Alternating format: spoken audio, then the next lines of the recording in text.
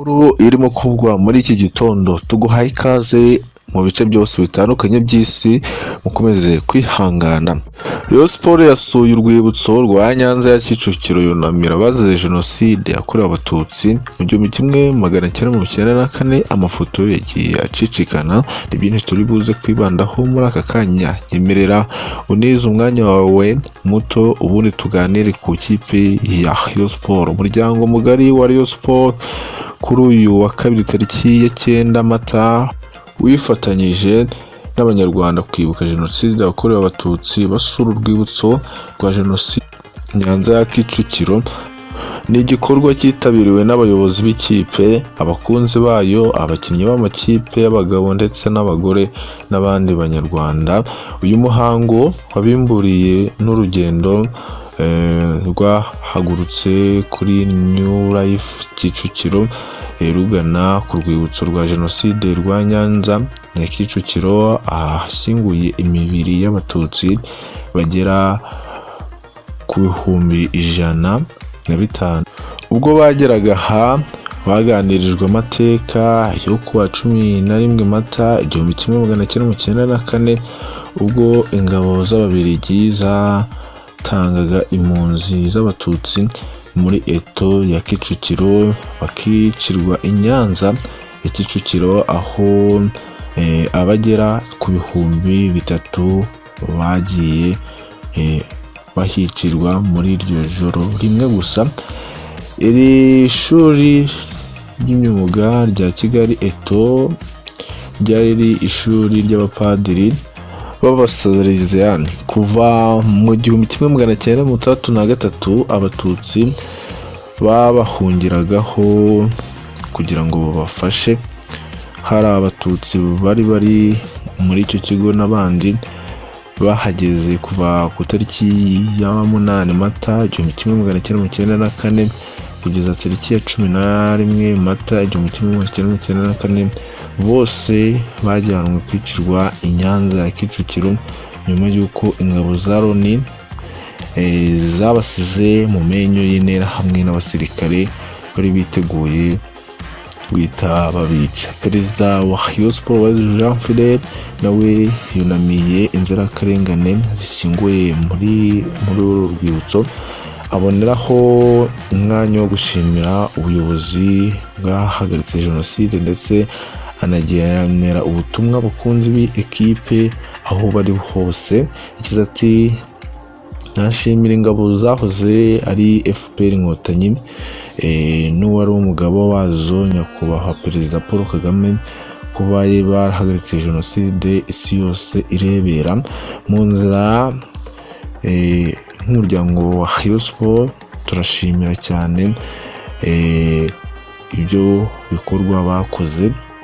Jenoside yakozwe na leta mbi ikoresheje urubyiruko.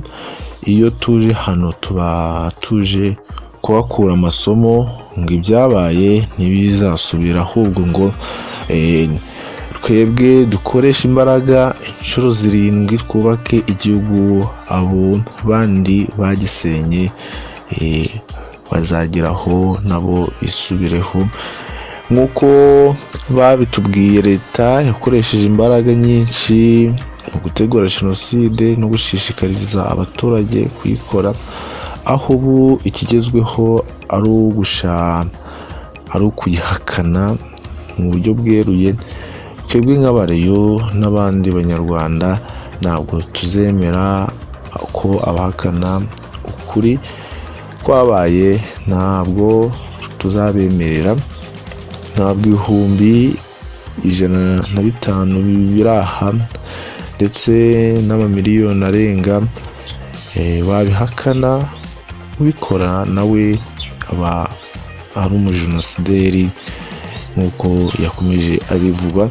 Uretse igikorwa cy'uyu munsi, ubuyobozi bwa Rayon Sports bwatangaje ko buzakomeza kwifatanya n'Abanyarwanda muri iyi minsi 100 yo kwibuka abacu bazize Jenoside yakorewe Abatutsi.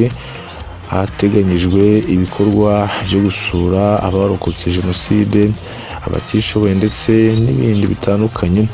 Urwibutso rwa Jenoside rwa Nyanza rugizwe n'ibice bitatu, aho igice cya mbere kiriho amazina y'abatutsi bashyinguye, igice cya kabiri kikabamo imva irimo imibiri y'abatutsi 105 ndetse bishwe muri Jenoside, mu gihe igice cya gatatu habarizwamo ubusitani bubumbatiye ibihe bitandukanye abatutsi banyuzwagamo muri Jenoside n'akamaro gakomeye ibidukikije, by'umwihariko ibimera